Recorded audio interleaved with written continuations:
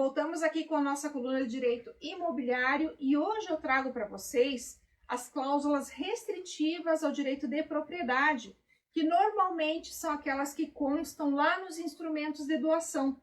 Não raramente nós nos deparamos com essas cláusulas que estabelecem alguns direitos e alguns deveres e, mais ainda, limitações ao exercício desse direito de propriedade, que são as cláusulas de inalienabilidade, incomunicabilidade e também impenhorabilidade. Aí você pode me perguntar, tá, mas que graça que tem eu ter um bem, eu receber um bem, se eu não posso, por exemplo, alienar, ou se não vai poder haver a comunicação ou a impenhorabilidade.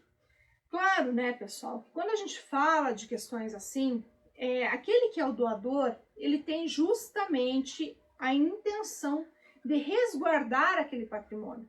E muitas vezes não só resguardar aquele patrimônio, mas também o donatário, porque muitas vezes o donatário ele é incapaz, existe alguma situação que envolve o caso, que precisa então dessas cláusulas para impedir que aquele patrimônio venha a ser dilapidado, que aquele patrimônio venha a ser então aí alienado para alguém de fora da família, justamente pela necessidade que se tem de manter aquele patrimônio ali.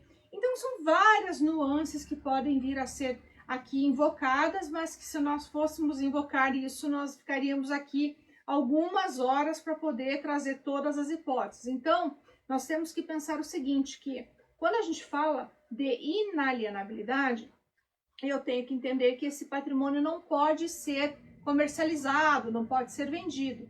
Mas aí você pode me perguntar, tá, mas eu não posso então, de repente, flexibilizar essa cláusula? Não só pode, como você deve. Por isso que o meu conselho é justamente para que você, que seja ou doador ou donatário, converse, né, e estabeleça os limites, por exemplo, da inalienabilidade. Eu não posso vender por quanto tempo? Eu não posso vender para quem? Ou eu não posso vender para alguém especificamente? Então, isso deve estar contido ali no instrumento de doação. Além disso, eu devo pensar no tempo. Eu não posso vender indeterminadamente ou indefinidamente, enfim, como é que vai funcionar isso? Ou tem um tempo específico, 5, 10, 15, 20 anos. Então, também é uma questão a ser considerada. Além disso, eu também devo pensar na finalidade desse imóvel. Qual é a finalidade dele? Eu tenho que utilizar para fins residenciais, para fins comerciais. Qual é o escopo? Isso é importantíssimo para evitar justamente discussões judiciais, pessoal.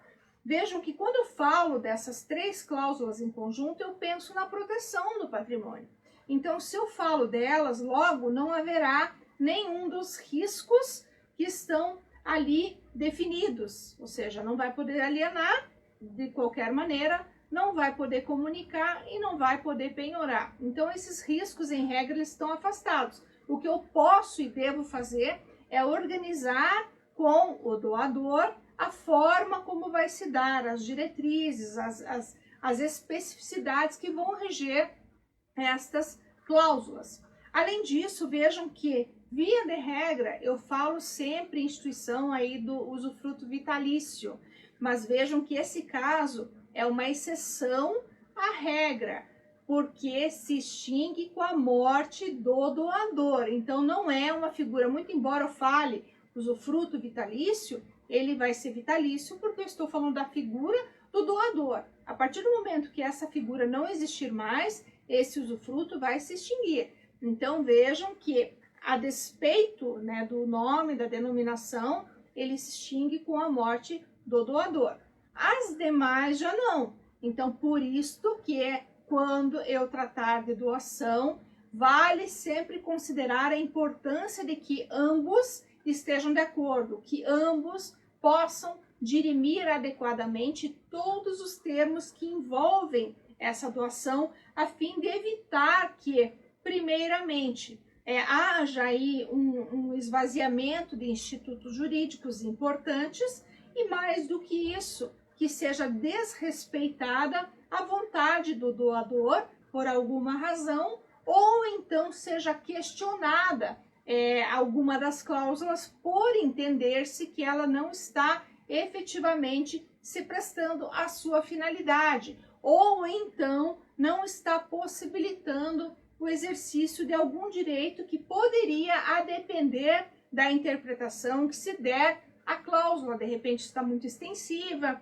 e daí o donatário questiona, fala, não, mas espera aí, aqui eu posso dar essa interpretação, então não é bem isso. Então vejam que quando nós estamos diante de uma figura tão importante como a doação, é sempre aqui de muito bom tom lembrar que todas as partes envolvidas, né, tanto os doadores quanto os donatários, devem alinhar todos os termos que estão sendo contemplados, tanto do bem, quanto dos encargos, quanto de todas as obrigações, das limitações que estão então sendo ali impostas, para que se saiba exatamente como vai funcionar essa doação.